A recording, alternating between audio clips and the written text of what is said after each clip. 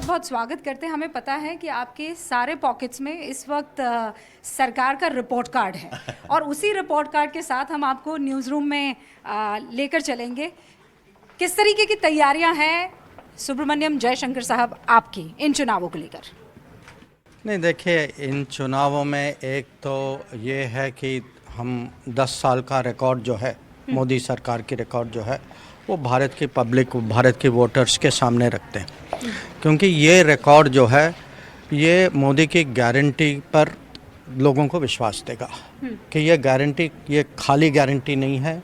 इसमें 10 साल, जैसे आप कहीं भी आप इंश्योरेंस पॉलिसी लेते हैं तो माने कंपनी अच्छी होती है, उसकी रिकॉर्ड होती है, तो ये 10 साल की रिकॉर्ड जो है ये पब्लिक के सामने रखते हैं। दूसरा विषय, विदेश मंत्री होने के नाते हम ये भी लोगों को समझाने की कोशिश करते हैं कि देखिए, अब दुनिया जो है अब एक बहुत मुश्किल स्थिति में है कि दुनिया में तनाव है, कहीं युद्ध है, विवाद है, दबाव है, और इस समय भारत के लिए हमें एक बहुत मजबूत सरकार चाहिए।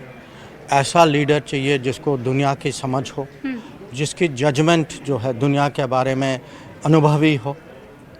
तो मुझे लगता है, क्योंकि मेरा खुद मैं इस चुनाव के दौरान मैं करीब 6-7 स्टेट जा चुका हूँ। अच्छा। और सब राज्यों में मुझे ये दिखाई देता है कि विदेश नीति पे पब्लिक को काफ़ी जिज्ञासा है। मैं विदेश नीति पर आपसे बात करूंगी, लेकिन आपने कहा कि एक मजबूत देश चलाने के लिए मजबूत सरकार की ज़रूरत होती है, एक मजबूत चैनल चलाने के लिए एक मजबूत न्यूज़ रूम की ज़रूरत होती है, और न्यूज़ रूम में तमाम लोग जो हैं जोरदार तालियों के साथ स्वागत करें।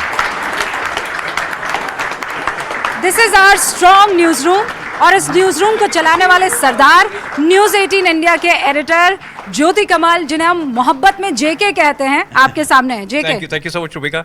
न्यूज़ 18 के सहयोगियों, भारत के विदेश मंत्री जयशंकर जी, तालियों से इनका स्वागत करें।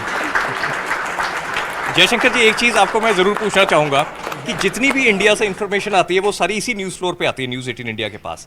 उसी इन्फॉर्मेशन को फिर हम कोशिश करते हैं कि किसी तरीके से उसको समझें, समझाएं और उसमें से कोई सेंस निकालें, लोगों को समझा सकें। आपके पास तो पूरी दुनिया से इन्फॉर्मेशन आती है, कहीं चाइना से इन्फॉर्मेशन आ रही है, कहीं हमारी एम्बेसी से इन्फॉर्मेशन आ रही है, साउथ अफ्रीका से आ रही है, ईरान से आ रही हैं, इसराइल से आ रही हैं, यूएसए से आ रही हैं। इस इतने ह्यूज इन्फॉर्मेशन फ्लो को जो आपके पास आता है, आप कैसे मैनेज करते हैं इसको? अच्छा सवाल है, क्योंकि देखिए, इसके लिए एक किस्म से मैं कहूँगा हमारा जो न्यूज़ रूम जो है वो मंत्रालय है, और मंत्रालय में भी जो मैं कहूँगा डिवीज़न के हेड जो हैं, जो अलग अलग बड़े देश देखते हैं या कोई क्षेत्र देखते हैं, पर जब कोई क्राइसिस हो जाता है तो फिर आप कहेंगे न्यूज़ रूम आपका और हाई स्पीड में चलना चाहिए। तो उसके लिए हम एक किस्म से एक सिचुएशन रूम बनाते हैं, एक कंट्रोल रूम बनाते हैं। तो जब भी अब हाल ही में इसराइल में जब ये गज़ा की जब ये लड़ाई हुई ना शुरू, तो तुरंत हमारे यहाँ SOP है कि तो कहीं भी कुछ हो जाए, लगता है कि हम इसका कुछ हमारे लिए इसमें हमारे हित हैं और हमें इसमें कुछ जल्दीबाजी कुछ करना चाहिए हमें, तो तुरंत वो सिचुएशन रूम और वो कंट्रोल रूम की प्रक्रिया जो है वो खड़ी हो जाती है, वो शुरू हो जाती है। तो वो फिर एक हमारे लिए एक नर्व सेंटर बन जाता है। सर, हमारी बातचीत का हम सिलसिला आपसे जारी रखेंगे। हमारे साथ हमारे एक और वरिष्ठ सहयोगी हैं, इनपुट पूरा हेड करते हैं, अमिताभ सिन्हा जी। अमिताभ, आप सवाल करना चाहेंगे? जयशंकर सर, आप तो हर सवाल का जवाब दे रहे हैं, ईरान हो, इराक हो, हर सवाल पर हर कोई सवाल पूछेगा, लेकिन 2 छोटे सवाल बताइए। आप JNU से हैं। हाँ, बिल्कुल। हर यंग युवा का सपना होता है मैं IAS बनूं। हाँ। क्या आपकी पहली प्रायोरिटी IAS थी या IFS था? नहीं, मेरा IFS था, क्योंकि मैं मेरे दोनों ऑप्शन थे। मैंने रैंकिंग था कि मैं दोनों ऑप्शन, दोनों विकल्प में मेरा चॉइस था, पर मेरा चॉइस फॉरेन सर्विस, विदेश सर्विस आगे था। और इसका कारण भी था क्योंकि मैं JNU में इंटरनेशनल स्टडीज़ में मेरी डिग्री जो है इंटरनेशनल स्टडीज़ की थी। शुरू से मुझे रुचि थी कि दुनिया में क्या हो रहा है, तो वो झुकाव था फॉरेन सर्विस। बच्चों में बड़े पॉपुलर हैं आपके वन लाइनर्स। युवा है आज का, जो टीनेजर है, देश में हो विदेश में हो, भारतीय, हर कोई चाहता है जयशंकर सर पे क्लिक करें।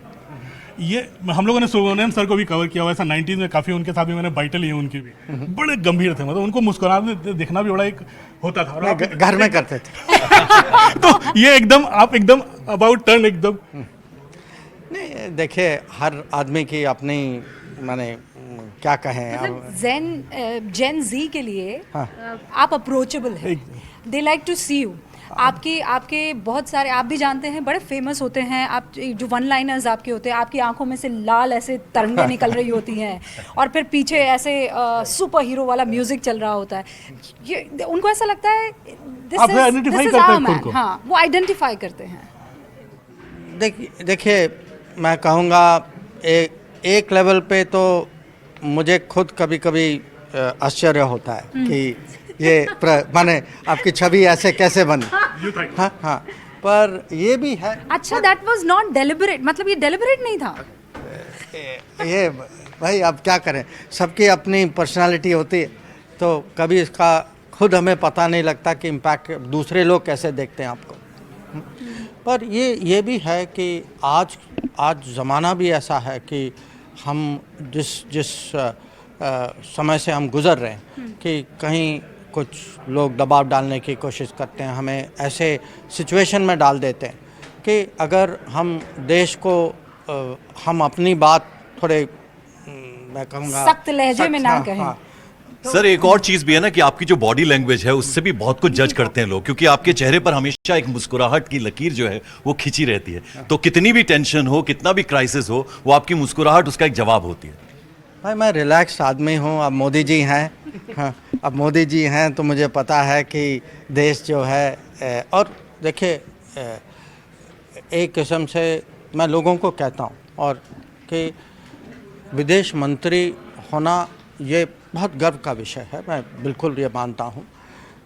और पर मोदी जी का विदेश मंत्री होना इसमें एक स्पेशल वैल्यू है, क्योंकि वो जो हैं आपको विज़न, टारगेट माने रास्ता भी देते हैं पर आपको स्पेस भी देते हैं। तो कोई टेंशन नहीं होती कि जहाँ जब जाते हैं मुझे पता है कि मेरा मिशन क्या है, मुझे क्या करना है, वहाँ कैसे हैंडल करना। और मुझे वेरी गुड लिसनर ऑल्सो, बहुत अच्छे से not only very good listener, he is also very good delegator.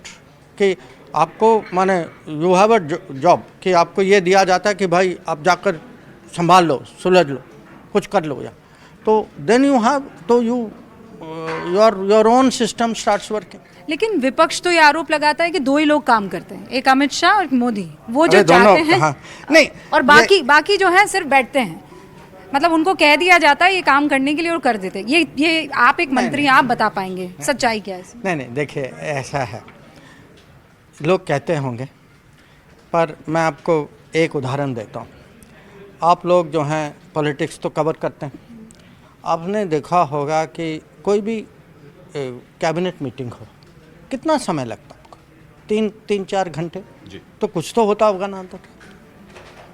फिर या कोई क्राइसिस हो, आप देखते हैं कि भाई जो मंत्री हैं वो भी आ जाते हैं, जो सचिव हैं वो भी होते हैं, बाकी लोग NSA होते हैं या प्रिंसिपल सेक्रेटरी। तो मोदी जी जो हैं उनके चलाने का तरीका जो है, उनका एक सिस्टम है, और वो सिस्टम है कि वो सबकी सलाह लेते हैं।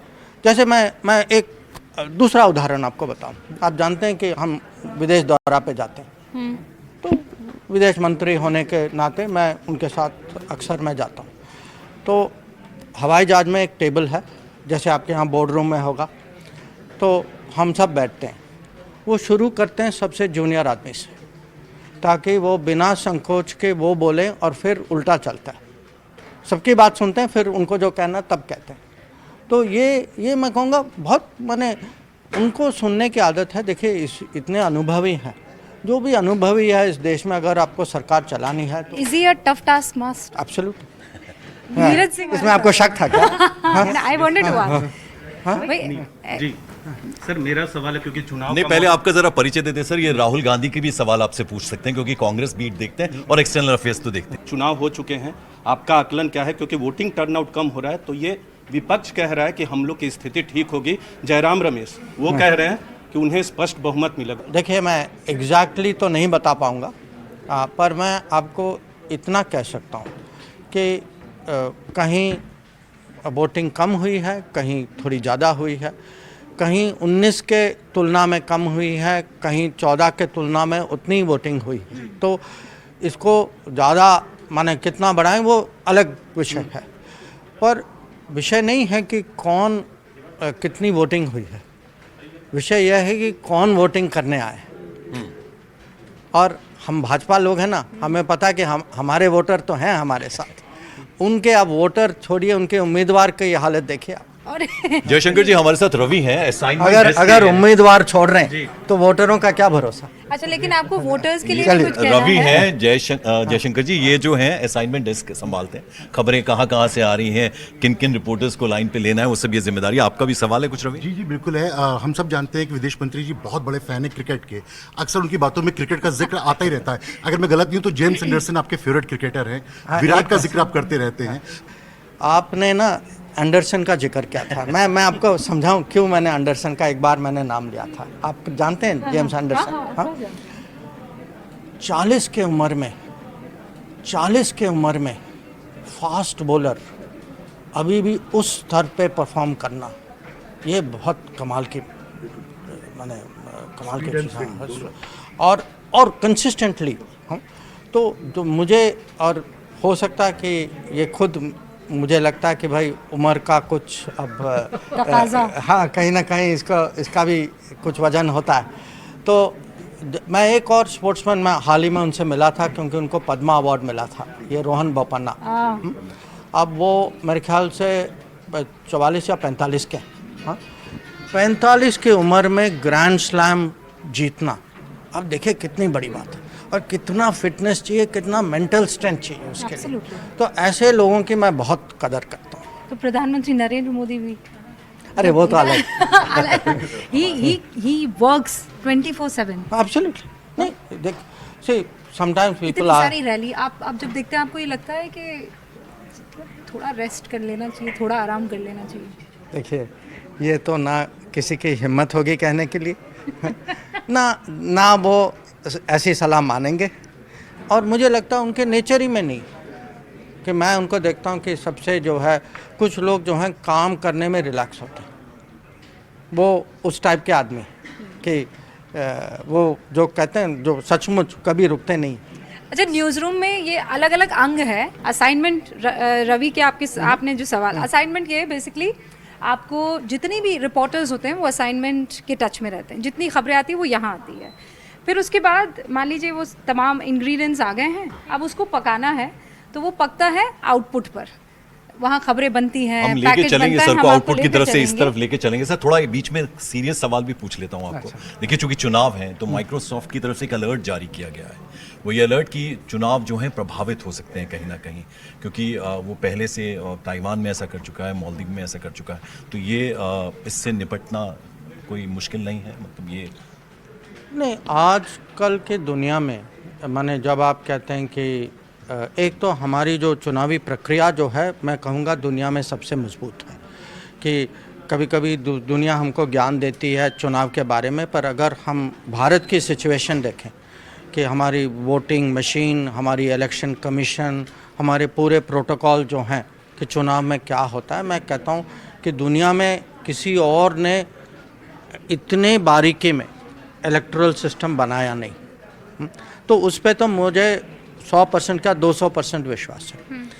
जो माइक्रोसॉफ्ट, जो मुझे जो समझ है, उन्होंने जो चेतावनी दी है कि आज हाँ कि क्या होता है कि माने नकली फर्जी इमेज, फर्जी मैसेज, ये चीज़ें निकल सकती हैं, और ये सोशल मीडिया का ज़माना है, तो ये चीज़ें चल सकती हैं, तो ये प्रभावित ज़रूर कर सकती हैं। तो इसलिए हमें अलर्ट रहना तो चाहिए, क्योंकि मुझे खुद अनुभव है, कभी कभी मेरा नकली कोई इंस्टाग्राम अकाउंट निकलता है या कहीं सोशल मीडिया में कुछ निकलता है, तो हमें उनको अलर्ट देना पड़ता है कि भाई मेरा नहीं है, इसको बंद करो। तो ये जो है, क्योंकि एआई का प्रयोग करके आजकल माने टेक्नोलॉजी वहाँ तक बढ़ चुकी है कि ये यहाँ ये जो आपत्ति, ये खतरा जो है, ये ज़रूर बढ़ सकता है। एआई की बात आपने की, लेकिन विपक्ष ये कहता है, और राहुल गांधी, आपने सुना होगा, सुप्रीम कोर्ट ने कह दिया है कि वीवीपैट जो है उनकी गिनती नहीं हो सकती, मुमकिन नहीं है, लेकिन वो ये कहते हैं कि राजा की जान ईवीएम में है। EVM is a machine that could be tempered with. देखिए इसका कोई सबूत नहीं है, इसका कोई सबूत नहीं है। आप बताइए, दिस इज़ समथिंग जो जिनको लगता है कि वो सफल नहीं होंगे, वो कहते हैं कि पेपर में कुछ नुक्स है। आप जानते हैं, अब आप पब्लिक से पूछे ना कि आप में से किसी को माने शक है ईवीएम के बारे में, मुझे तो नहीं, ना सुप्रीम कोर्ट को। जयशंकर सर, जैसा हमने जिक्र किया था कि मसाले जो हैं आ गए और फिर वो मसालों को तैयार करना, व्यंजन तैयार करने, तो देखिए ये आउटपुट की टीम है सर। जितनी खबरें आती है वो यहाँ आती है, फिर उसके बाद मान लीजिए वो तमाम इंग्रेडिएंट्स आ गए हैं, अब उसको पकाना है तो वो पकता है आउटपुट पर। मनीष है हमारे साथ, नमस्ते। इनकी भी जिम्मेदारी होती है कि उसको कैसे निखारना है, बनाना है। मनीष, कुछ सवाल है आपका? मेरा सवाल सर से ये है कि आपने अपने डिप्लोमेटिक के करियर में कई बार क्रिकेट डिप्लोमेसी भी की है, तो अभी आईपीएल भी चल रहा है, तो आपकी कौन सी टीम फेवरेट टीम है आपकी आईपीएल की, कौन सी टीम?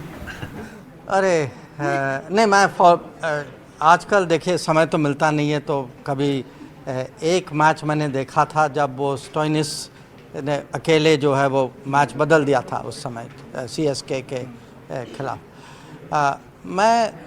मैं तो दिल्ली का रहने वाला हूँ, तो मुझे शुरू से वो दिल्ली कैपिटल्स के साथ कुछ जुड़ाव है, मुझे पता है। और आप देख रहे हैं ऋषभ पंत जो है कोशिश तो कर रहे हैं, बड़ा क्रिकेट कर रहा है, मतलब पॉलिटिक्स चल रही है और यहाँ क्रिकेट कुछ और अगर यहाँ पर क्रिकेट भी चल रहा है। हाँ, क्रिकेट भी चल रहा है, दैट्स द ब्यूटी। और कोई जिसे सवाल पूछना है यहाँ पर? अच्छा, मुर्तजा भी है और यहाँ पे क्विकली जल्दी। भारत में एडवाइस बहुत मिलते हैं, हाँ मुफ्त बिल्कुल, एडवाइस भी मिलते आप मुझे बता रहे हैं। हैं। तो आपका एक्सपीरियंस विदेश नीति में, विदेश के मामलों में बहुत ज़्यादा है।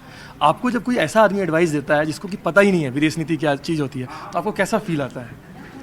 नहीं, देखिए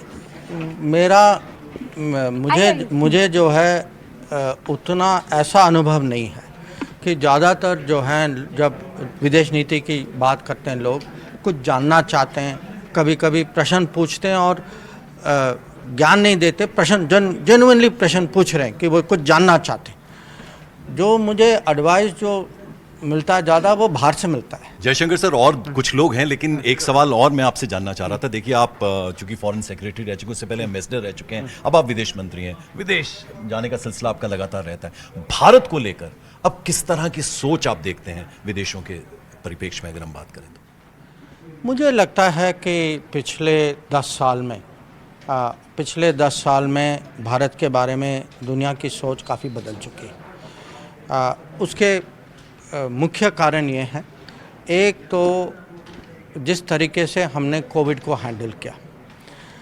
आप लोग को हो सकता कि पता हो कि जब कोविड शुरू हुआ था, हमें कम से कम जानकारी मिली थी, मैं जनवरी 2020 की बात कर रहा हूँ, उस समय एक G20 की बैठक हुई, वर्चुअल बैठक हुई, तो हमारे यहाँ से मोदी जी ने अटेंड किया, मैं उनके साथ बैठा था।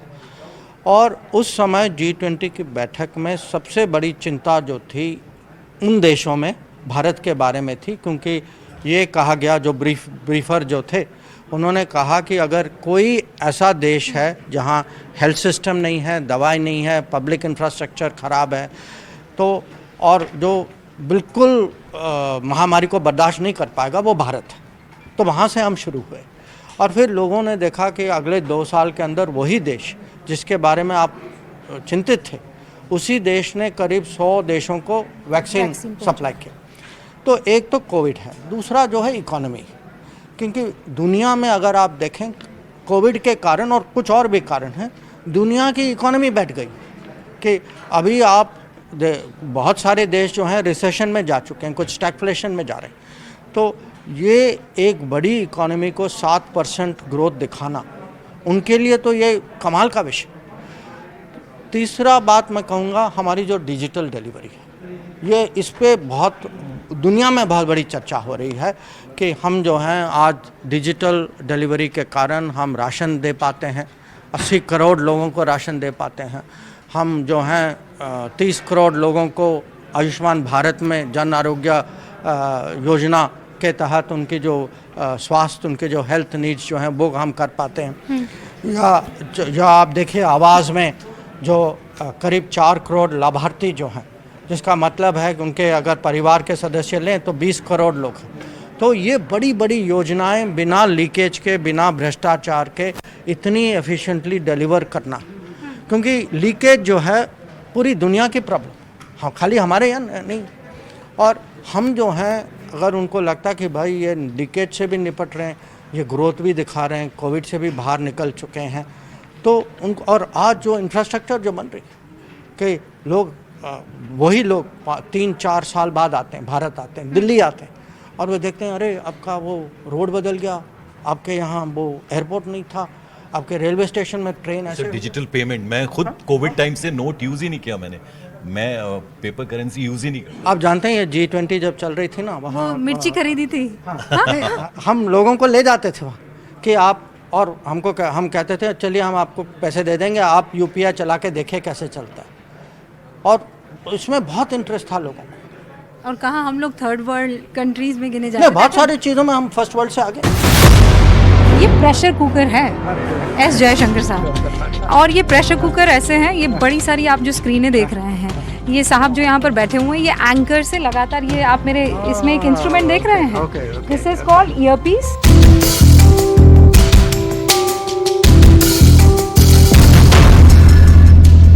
तो विदेश नीति मैनिफेस्टो में भारतीय जनता पार्टी के बड़ा उसका जोर शोर से उसमें पॉइंटर्स हैं।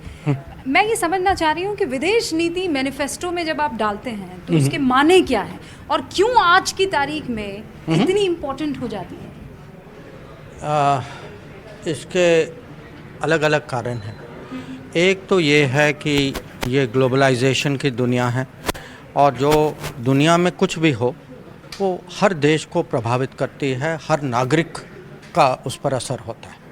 तो जो पहले जो हम सोचते थे ना विदेश नीति के बारे में कि भाई वो दूर में कहीं कुछ हो रहा है तो हम क्यों परवाह करें, वो अब ज़माना ख़त्म। अब जो है कुछ भी होता है, गाज़ा में कुछ होता है, रेड सी में कुछ होता है, यूक्रेन में कुछ होता है, इमीडिएटली उसका इम्पैक्ट जो है, जब अब यूक्रेन में लड़ाई होती है आपकी पेट्रोल की कीमत बढ़ सकती है, ब्लैक सी में कुछ होता है तो आपकी अनाज की कीमत बढ़ सकती है, ये रेड सी में ये हूतियों ने कुछ हमला किया तो पूरा व्यापार जो है वहाँ बिगड़ गया, अब आपके शिपिंग रेट्स बढ़ गए। तो एक तो है कि सबके ज़िंदगी में न कहीं ना डायरेक्ट इम्पैक्ट होता है इसका।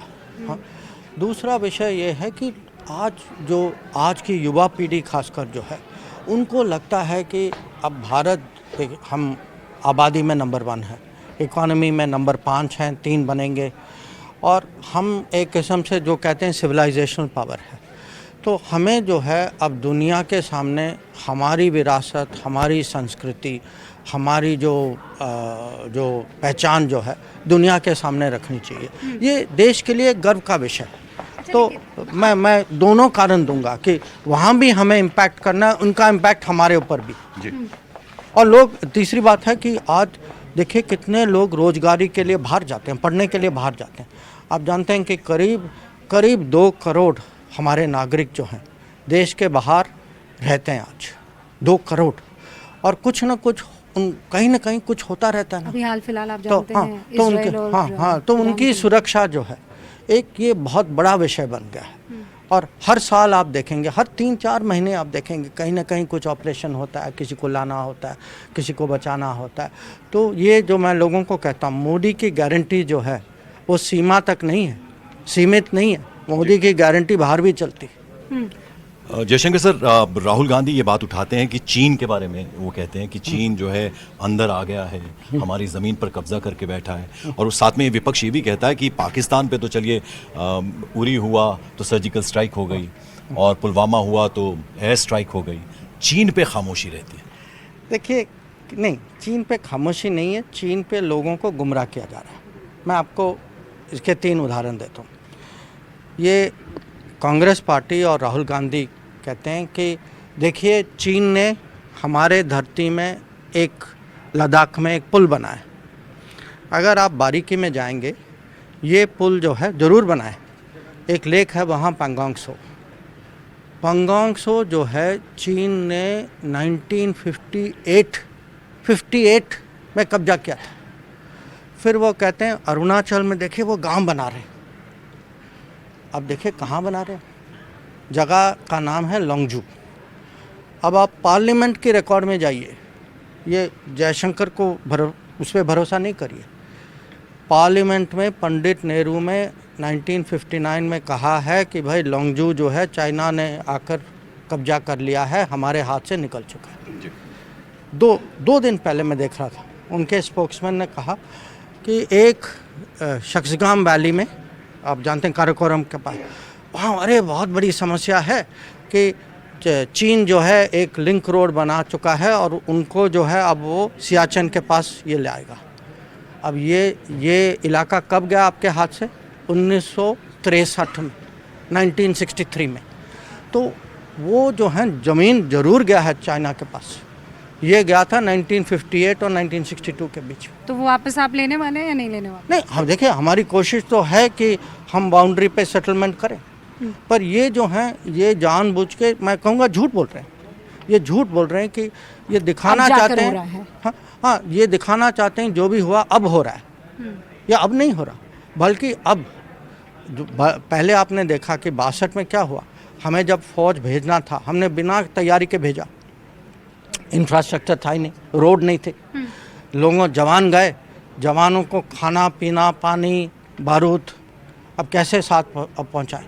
अब जो भी इंफ्रास्ट्रक्चर जो बना है पिछले 10 साल में बना है, जब मोदी जी सरकार में आए थे उस समय चाइना बॉर्डर इंफ्रास्ट्रक्चर की बजट जो थी 3500 करोड़ थी, अभी 15,000 करोड़ थी।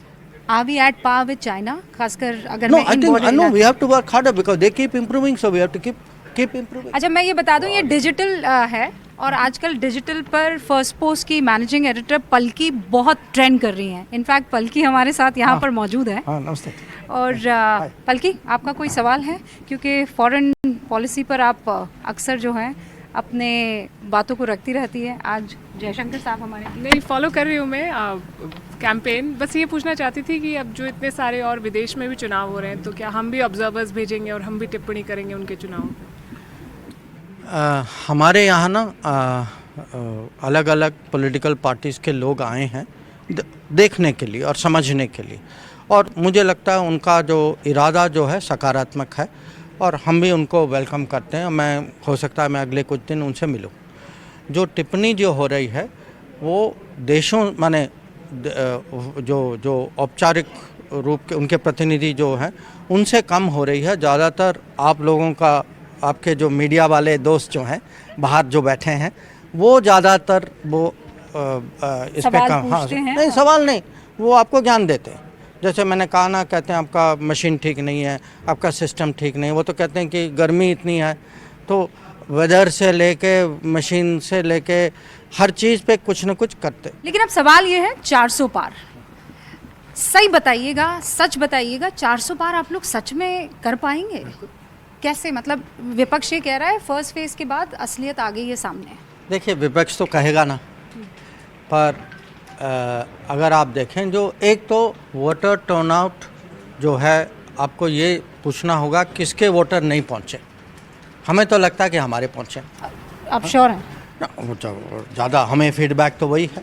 तो मैं आपको ये कहूँगा अगर 400 आप देख 4 को आप 400 देखेंगे, 4 जून को आप 400 ये अतिशयोक्ति एग्जैजरेशन तो नहीं है जयशंकर? नहीं, मुझे लगता है देखिए ये 10 साल का रिकॉर्ड है, लोगों को विश्वास है मोदी सरकार पर, और जो मोदी की गारंटी मुझे लगता है कि लोगों के माने कहीं उनके सोच में अब ये बहुत स्वाभाविक लगता है कि भाई ऐसी सरकार होनी चाहिए। जब वो वादा करते हैं बहुत सीरियसली सोच समझ के करते हैं। तो जो टर्नआउट जो है थोड़ा ऊपर नीचे जा सकता है, इसके बहुत कारण हो सकते हैं, पर मैं कहूँगा ओवरऑल कम से कम जो हमारे पार्टी में जो आज जो बातचीत जो चल रही है ये है कि कहीं अगर वोटिंग कम भी हो, हमारे वोटर पे तो हम भरोसा रखते हैं। ये देखिए नरेंद्र मोदी, प्रधानमंत्री अमित शाह, ये सब जो हैं मुस्लिम आरक्षण को लेकर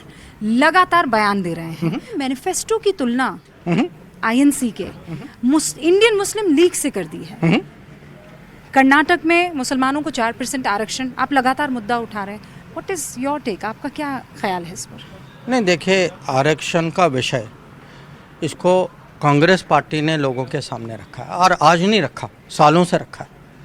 जो आज जो लोग याद दिला रहे ना, मनमोहन सिंह जी ने क्या कहा था, उनकी सरकार ने आंध्रा में क्या किया था, कर्नाटक में क्या कर रही, अभी क्या कर रही। तो ये आरक्षण का विषय जो है, हम लोग जो हैं अपनी पोजीशन स्पष्ट करें। और प्रधानमंत्री ने कल भी बयान दिया था कि धर्म के आधार पे आरक्षण जो है, ये हमें लगता है कि ये होना नहीं चाहिए। सर इधर आ जाएं हम। पर जो आपने कहा कि कांग्रेस पार्टी के आप मैनिफेस्टो आप इंडियन मुस्लिम लीग, मुस्लिम, मैं कहूँगा 50% तो मुस्लिम लीग है, 50% माओवादी है। आप देखिए कि जो उनकी इकोनॉमिक थिंकिंग जो है वो बिल्कुल माओवादी, उनकी सोशल थिंकिंग और पॉलिटिकल थिंकिंग वो मुस्लिम लीग है। तो इन दोनों का 50-50 ले लीजिए, आपको आज का कांग्रेस पार्टी ऐसा है। सर ये बड़ा आरोप आप लगा रहे हैं। नहीं, आरोप नहीं लगा रहा, मैं आपको हकीकत बता रहा हूँ। जयशंकर सर, अब क्योंकि चुनाव का वक्त है इसलिए राहुल गांधी का जिक्र तो होता ही रहेगा साथ साथ। राहुल गांधी जब विदेशों में जाते हैं तो कहते हैं कि भारतीय लोकतंत्र जो इंडियन डेमोक्रेसी खतरे में है, इस पर क्या टेक है? देखिए, इस पे मुझे सचमुच दुख होता है कि हम जितना भी एक दूसरे से घर में जो विवाद है, हमें घर में ही रखना चाहिए। बाहर जाकर लोगों को भड़काना कि आप जो है हमारे बारे में आप क्या कर रहे हैं, आपसे भी हमारी अपेक्षा है, तो इसका नतीजा क्या होता है कि बाहर के लोग जो हैं हमारे पॉलिटिक्स, हमारे इलेक्शन में फिर वो इंटरफेरेंस करते हैं। अगर आप भारत के इतिहास देखें, हम कहाँ अगर जो ऐसे समय थे जहाँ कोई दुर्घटना हुई, कैसे हुई कि किसी ने हमारे आपस के विवाद में हमने बाहर से किसी और को बुला लिया, तो वही चीज़ फिर से हो रही। तो ये अगर देखिए, उनकी अगर सोच है कि भारत में कुछ कमी है, कुछ नीति बदलनी चाहिए या खुद उनको सत्ता में आना चाहिए, ठीक है, वो उनका मत है, उनका हक भी है कहना। पर जब मैं देखता हूँ कि कोई भी नेता देश के बाहर जाए, देश की बुराई करे और ऐसे आरोप लगाएं जो खाली सरकार के खिलाफ नहीं है, पूरे देश या हमारे एक सिस्टम के खिलाफ, अगर ऐसी चीज़ें करें कि वो वोटिंग सिस्टम के खिलाफ कुछ कहें या हमारी फ़ौज के बारे में कुछ ऐसे टिप्पणी दें, तो ये मुझे लगता है कि देखिए, ये देश के हित में नहीं है। और मैं तो ऐसी चीज़ें, मुझे तो लगता है कि ये कभी होना नहीं चाहिए। आप ये कह रहे हैं कि देश के हित में नहीं है। हम लोग कंक्लूड करें उससे पहले मैं चाहती हूँ मेरे वरिष्ठ सहयोगी यहाँ पर मौजूद हैं, वो भी आपसे कुछ सवाल पूछ ले। लेकिन यूके के एक अखबार ने अभी कहा है, केजरीवाल की गिरफ्तारी हो या फिर दूसरे 10 मुद्दे हो, उस पर टिप्पणियाँ ये आ रही हैं और दूसरों के घरों में जाकर हम किलिंग करवा रहे हैं। ये बाहर के ऑब्जर्वेशन है, जिसका मुद्दा विपक्ष उठा के कहता है कि देखिए ये सच्चाई है। देखिए, ये आपने 2 उदाहरण दिए, मैं दोनों का उत्तर देता हूँ आपको। केजरीवाल का विषय, हाँ, ये वो शराब वाला विषय है ना, घोटाला शराब वाला जो है। अब ये बताइए मुझे, कानून होता है, चुनाव होते हैं। अब मुझे बताइए, बाकी देशों में चुनाव के कारण कानून रुकता है क्या?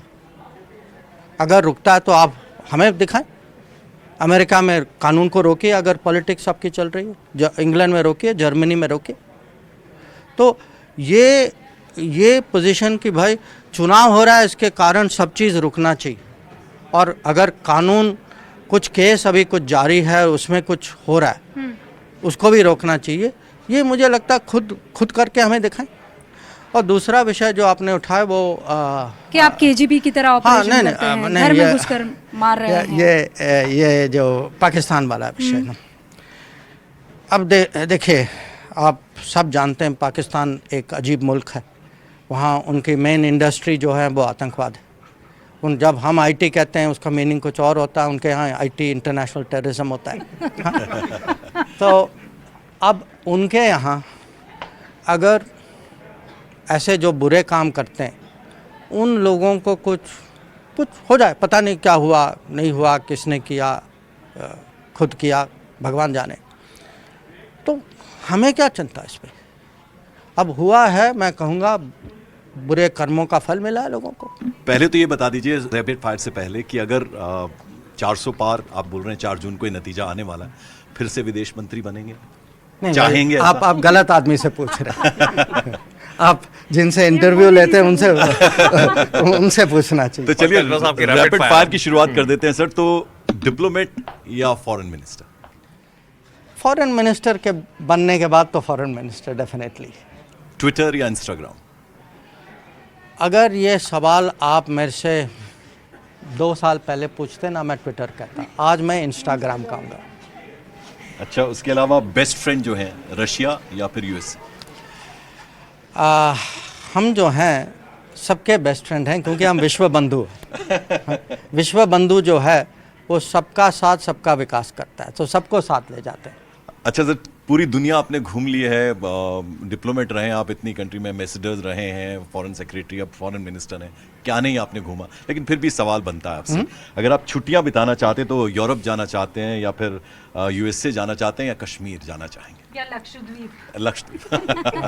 देखिए, एक तो है मोदी सरकार में हो तो छुट्टियां की तो बात नहीं करते हैं। वो तो हम भूल ही जाते हैं।